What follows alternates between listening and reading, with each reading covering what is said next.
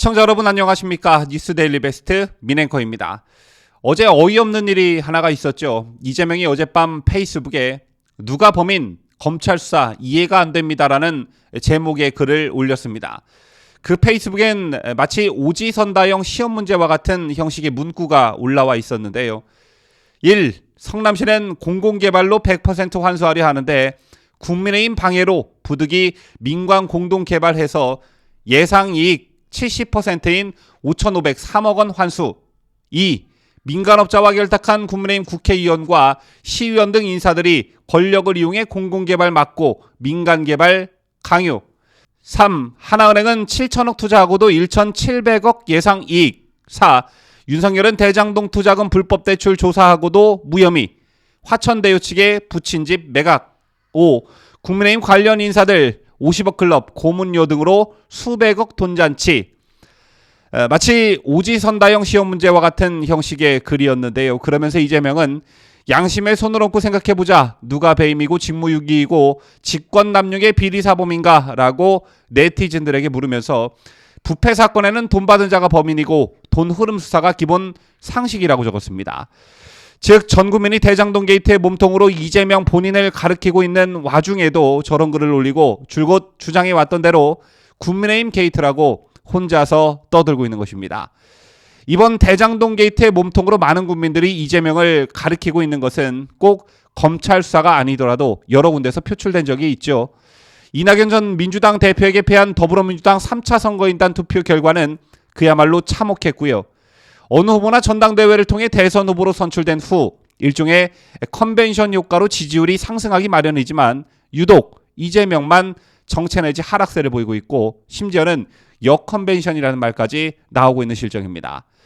그럼에도 저런 괴멜스식 선전선동으로 본인은 털끝만큼도 연관성이 없는 것처럼 국민의힘 게이트라고 외쳐대고 있으니 궁지에 몰리고 있다는 걸 본인도 알고 있긴 한가 봅니다.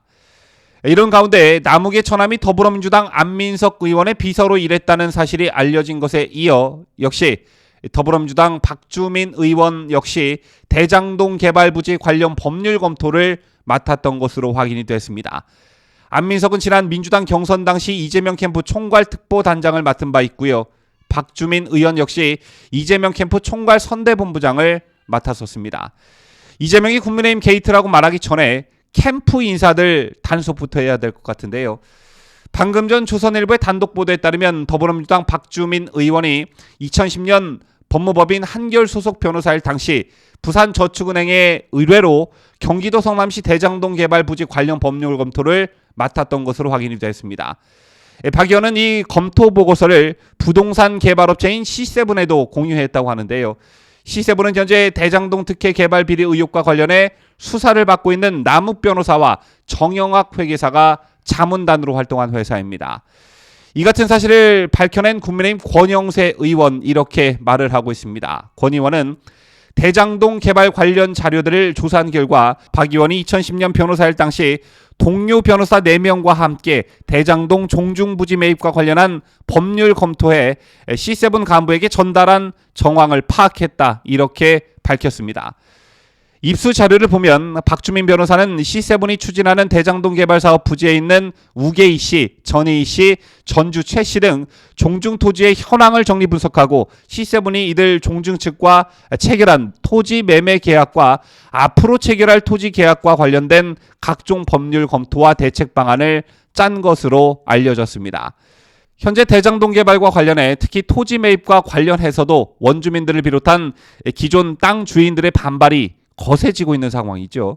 여기에 박주민 의원이 법률 검토와 대책 방안을 짰다는 것입니다. 특히 의뢰처가 부산저축은행이었다는 것에 주목할 필요가 있는데요. 현재 부산저축은행은 대장동 개발과 관련해 1,100억 원대의 부실 대출 혐의를 받고 있습니다.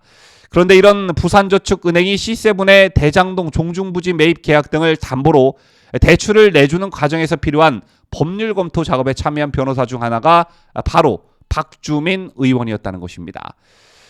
또 한 가지 중요한 포인트는 성남 대장동 개발 부지 관련 법률 검토를 법무법인 한결이 맡았다는 점입니다. 한결은 민주당 이재명 대선 후보의 선거법 위반 사건 상고심 사건을 무료 변론에 논란이 된 송두환 국가인권위원장이 1997년 설립한 법무법인이기 때문입니다. 송 위원장은 변호사 시절이던 2019년 이재명 후보의 선거법 위반 사건 상고심 사건을 변론하면서 수업료를 받지 않아 청탁금지법 위반 논란에 휩싸인 상태이죠.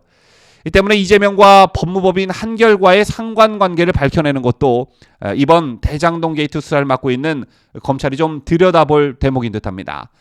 한편 권영세 의원은 성남시장과 경기지사를 지낸 민주당 이재명 대선 후보의 주변 인물들이 대장동과 관련하여 계속 등장하고 있다면서 대장동 게이트는 국민의힘 게이트라고 주장하는 이 후보의 주장은 합리성이 떨어진다고 지적했습니다.